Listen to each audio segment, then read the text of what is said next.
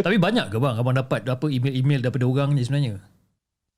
Boleh tahan. Nak kata banyak tu tidaklah, tapi boleh tahan juga. Hari-hari Boleh memang ada lah.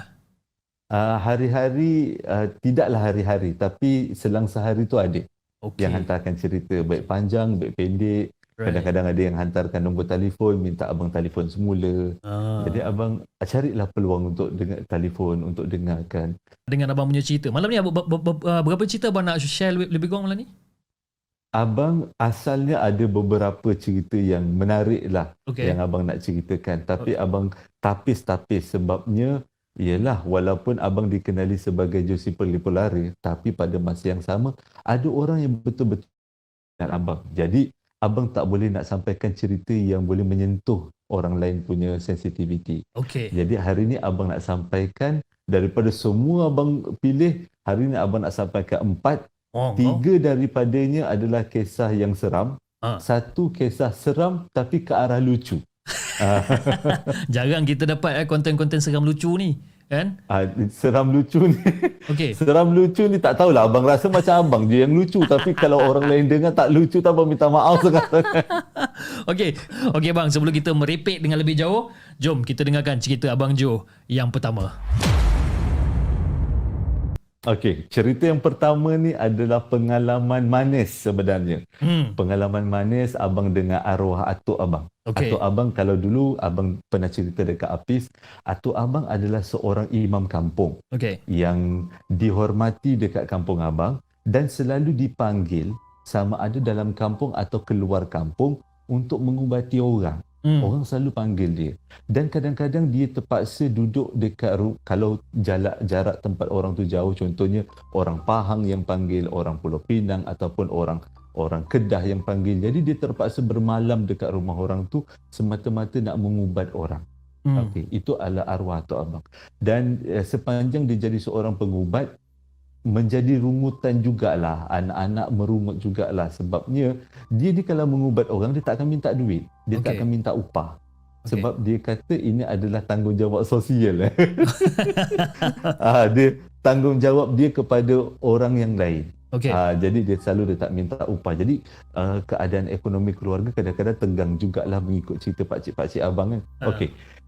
Jadi disebabkan dia ni banyak mengubat orang, tapi pada masa yang sama dalaman dia pun kuat. Jadi walaupun dia jadi seorang pengubat, dia mesti akan diuji dengan benda-benda yang pelik-pelik. Dan kadang-kadang benda tu mengikut dia. Mengikut dia tapi bukan kena dekat dia. Dia akan efek pada orang sekeliling dia. Contohnya anak-anak dia ataupun cucu dia, orang sekeliling dia akan kena efek. Terutama kalau orang-orang yang tak berapa nak kuat. Cerita ni adalah berkaitan dengan abang adik-beradik. Waktu tu kita orang sekolah menengah. Jadi biasalah sekolah menengah, kalau kita cakap pasal liman, masih lagi lah rapuhnya lah kan. Rapuh, sekarang pun rapuh juga. Cumanya pada waktu tu, ialah budak-budak lagi kan. Jadi ceritanya, pada satu hari atuk abang ni, dia pergi mengubat dekat, kalau tak silap abang, Menghala Kemua lah macam tu. Jadi yang teman dia adalah arwah nenek abang juga. Nenek abang pun baru meninggal bulan 2 hari tu. Jadi jadi dia laki bini lah pergi mengubat dekat Muar masa tu. Jadi lepas habis dia mengubat dekat Muar tu, disebabkan dia punya jasa tu, dia tidur dekat rumah orang tu dan orang tu pun baik disebabkan dia punya berkat dia berdoa kan. Jadi dia orang tuan rumah tu minta apa-apa yang Tuan Haji nak saya tunaikan. Jadi waktu tu kita orang ni, rumah abang adalah dekat Seremban. Jadi dia cakap macam ni, aku ni dia kata tak ada kereta lah, tak ada kenderaan nak ke mana-mana. Jadi kalau betul-betul kau nak tolong, boleh tak hantarkan aku rumah anak aku dekat Seremban. Dah lama dia tak jumpa cucu-cucu dia. Maksudnya adik-beradik abang lah. Yep. Jadi kita orang lepas tu tuan rumah tu kata tak ada masalah sebab mak dia yang dalam keadaan dah terlantar lama, teruk sangat sakit, kena buatan orang, alhamdulillah dah baik. Jadi dia bolehlah hantar ke Seremban. Jadi atuk abang pun dibawa oleh tuan rumah pergi ke Seremban. Jadi bila sampai kat Seremban pada waktu tu hari Sabtu, abang tengok, ui atuk dengan wan abang datang, seronok lah kan. Seronok, kita orang pun gembira lah. Jadi disebabkan keseronokan tu, abang waktu tu dia ada satu benda yang abang kebiasaannya bila dengar arwah atuk abang ni. Dia kan alim. Jadi bila dia datang, itu adalah peluang untuk kita orang tengok cerita hantu. Okey. Okey. Jadi dalam pandangan kita orang, kalau ada apa-apa dia ada. Nanti dia akan baca-baca, dia akan sembuh-sembuhkan. Jadi kita orang rasa terlindung lah. Okey. Jadi bila atuk datang tu, abang cakap lah dengan adik-beradik, kita waktu zaman tu kan video tape, kita tak ada VCD, kita tak ada DVD, kita ada video tape. Okay. Apa kata malam ni abang beli video tape cerita seram. Atuk dengan Wan ada kat rumah ni, boleh ajak dia tengok, dia kata. Tapi sebenarnya abang tak tahu itu adalah benda yang pantang tau. Okey. Bukan tak tahu, tapi boleh dikatakan macam tak endah. Orang yang baru balik daripada mengubat orang adalah orang tu terdedah. Dia mungkin diikuti oleh sesuatu daripada tempat dia mengubat. Macam tu. Jadi abang pun pergilah dengan pakcik abang pergi kedai video tape. Kita beli tape lah. Tape. Tajuk cerita tu adalah Setan Kuburan. Boleh cari dekat Google, dekat YouTube, Setan Kuburan. Setan kuburan ni. Cerita tu Setan Kuburan. Cerita lama tu zaman 1972 Indonesia. Okey. Jadi abang beli tape tu, abang tengoklah dengan malam tu. Atuk abang dia tak gemar sangat tengok cerita hantu sebab dia kata dia macam kita macam mendewa-dewakan hantu, dia kata. Jadi kalau nak tengok cerita hantu tu sebagai pengajaran boleh, dia kata, tapi jangan terbawa-bawa, dia kata. Okeylah, tapi dengan syarat abang kata tengok dengan kita orang. Jadi nenek wan abang ada, atuk abang ada, kita orang tengok kat ruang tamu. Waktu tu TV kita orang 14 inci, kecil je. 14 inci kan, ada video tape. Tutup lampu lah, buat macam wayang walaupun TV kecil. Mak bapak abang memang tak join sebab dia orang kerja kan. Jadi dia orang tidur awal. Dia orang penat. Jadi kita orang malam tu tengoklah cerita tu. Tengok. Memang cerita tu waktu abang zaman tu, abang rasa cerita tu cerita paling seram dalam dunia. Yang abang rasa macam tak boleh terima. Banyak adegan yang tak ada dekat cerita sekarang. Okey. Kalau kita orang berkumpul adik-beradik, cerita balik cerita tu, kita orang tergelak-gelak sebab takut sangat ceritanya. Jadi bila kita orang keadaan takut, arwah atuk abang ni dia akan buat lawak tau. Dia akan buat alah benda ni, alah ni orang, alah, dia suka buat macam tu untuk buatkan kita rasa tak takut. Tapi makin dia buat macam tu, kita makin rasa takut tengok cerita tu. Okey. Jadi lepas dah habis cerita tu, lebih kurang pukul 12 malam, patutnya masuk bilik masing-masing kan. Arwah atuk dengan arwah wan patut masuk bilik dia. Abang pun dengan adik-beradik lelaki, kita orang tidur dekat dalam satu bilik lelaki, yang perempuan tidur dalam bilik perempuan. Patutnya macam tu. Tapi tak. Kita orang paksa atuk dengan nenek, teman kita orang tidur dekat ruang tamu. Bergerak pun tak nak.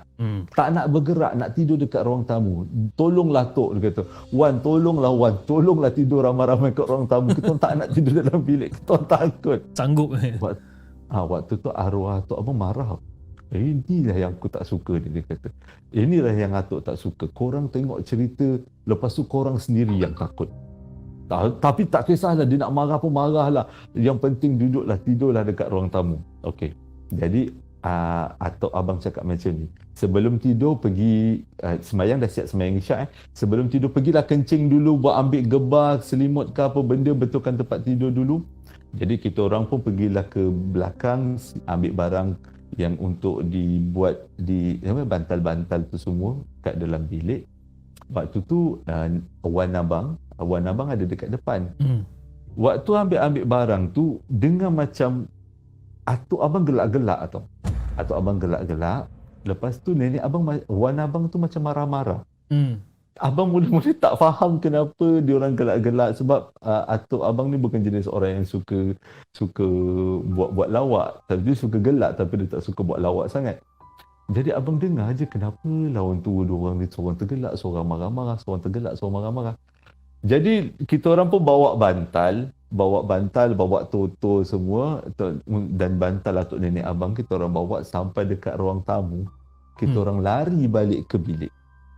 Sebabnya atuk abang dia dah jadi pocong. Hei, apa pula Tak, dia? dia sengaja nak takutkan cucu dia. Ai. Dia ikat jadi pocong, dia lompat-lompat depan kita orang. Bayangkan kita orang dah lah baru tengok cerita hantu macam tu pula dia kacau. Lepas tu berterabur kita orang lari, dia gelak-gelak masa tu. Padan muka dia kata, takut sangat dia kata. Baru buat macam ni dah takut dia kata. Okey. Ceritanya belum masuk lagi ni baru bukan 5. Jadi abang pun dah takut-takut macam ni. Wan abang pun marah lah. Dia marah lah atuk. Atuknya jangan buat cucu macam ni kata. Nanti cucunya takut. Jadi atuk abang pun buka dia kain ikat kat atas kan. Dia buka ikat. Tu dia keluar lah daripada kain selimut putih tu. Dia keluar, dia gelak-gelak tengok cucu dia. Jadi malam tu tidur. Tengah-tengah, ni baru nak masuk cerita. Tengah-tengah tidur, tiba-tiba abang dengar macam ada gangguan lah. Sewaktu tidur tu macam ada gangguan. Tiba-tiba abang dengar adik abang kejut. Dia panggil abang, Alung kan. Long, bangun. Long, bangun. Bangun. Jadi abang pun buka mata, kenapa? Abang nampak atuk abang dekat tingkap. Alamak. Nenek abang tengah peluk adik-adik perempuan abang. Okey. Atuk abang dekat tingkap. Dia tengah bercakap dengan seseorang dekat luar tingkap. Okey. Dia cakap macam ni lah. Jangan kacau lah dia kata. Jangan kacau, kau dekat alam kau, aku kat alam aku. Yang tadi dia cerita lah, dia macam berborak. Abang macam, kenapa? Tak boleh nak tanya. Nenek abang suruh diam. Dia kata, wan abang suruh diam. Diam je, dengar je. Jadi tengoklah macam atuk abang berinteraksi, tiba-tiba dia baca ayat kursi ke apa benda, baca ayat Quran, dia sembuh kat tingkap. Lepas tu dia tutup balik tingkap. Lepas dia tutup balik tingkap, kita orang pun disuruh balik tidur. Waktu tu abang dah rasa macam tak sedap hati. Dah kenapa pula? Abang yakin ada sesuatu yang mengacau tapi abang tak nampak tu apa. Okey, jadi kita orang ni pun sambung tidur. Tengah-tengah tidur, dekat rumah tu ada sliding door. Okey. Tengah-tengah tidur, tiba-tiba sliding door kita orang dilanggar. Dilanggar macam kucing langgar. Jadi waktu tu, terjagalah. Waktu tu abang tak tahu pukul berapa. Abang tak tahu, memang tak sedar dan tak tengok jam. Terkejut. Kucing langgar. Dah jadi huru-hara, dah senyap. Kita orang ni yang cucu-cucu ni dah mula tidur mengempit-ngempit walaupun dekat ruang tamu dah mengempit-ngempit dah ketakutan. Abang tidur yang paling tepi sekali dekat dengan dinding. Jadi dengar sekali, itu kali pertama. Kali kedua dengar lagi benda macam langgar. Dong. Jadi sliding door tu bergerak. Jadi disebabkan sampai 3 kali benda yang sama jadi, atuk abang bangun, atuk abang marah tau. Jangan kacau, dia kata. Aku cucu-cucu aku nak tidur kat sini. Waktu tu dia terus azan. Dia terus azan, keadaan jadi pelik. Waktu tu sebab atuk abang azan, dia kalau azan ni mendayu. Mendayu-dayu macam, dahlah kita dalam keadaan pelik, seram, benda langgar pula dekat sliding door. Lepas tu dia azan dalam keadaan mendayu-dayu. Lepas tu keadaan dekat luar rumah tu bunyi macam angin nak ke hujan. Jadi tegang malam tu. Jadi atuk abang cakap macam ni. Okey, dia kata dia dah azan, jomlah kita tidur dekat dalam bilik. Benda tu tak kasih kita tidur dekat sini. Jadi abang pun masuk dekat dalam bilik. Jadi diorang tidur ramai-ramai dekat dalam bilik abang. Bilik abang lelaki semuanya, maksudnya biliknya agak besar kan sebab kita tidur atas toto kan. Jadi bilik lelaki tu, jadi nenek dengan atuk abang pun tidur dekat dalam bilik yang sama. Jadi sepanjang dekat dalam bilik, dekat depan rumah memang banyak kali dengan sliding door kena hentam. Dilanggar sesuatu. Walaupun abang tak nampak, tapi benda tu cukup menakutkan.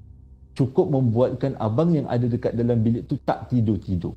Tak tahu pukul berapa, tapi tak tidur-tidur. Tahun 90-an cerita ni. Tak tidur-tidur. Sampai kan atuk abang ni dia alim kan. Jadi dia ni hafaz Quran. Dia tengok cucu-cucu dia tak tidur, dia mengaji. Tapi dia mengaji dia sambil baring. Dia mengaji auzubillahi minasyaitonirrajim bismillah. Dia mengaji. Bila kita dengar atuk kita mengaji, ya Allah ya Tuhanku, kita dilindungi. Jadi malam tu dapat tidur. Bila besok pagi, waktu tu sarapan, bukan sarapan lah. Kita sarapan.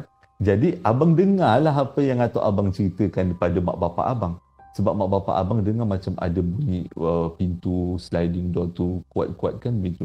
Jadi atuk abang ceritalah apa yang terjadi malam tu.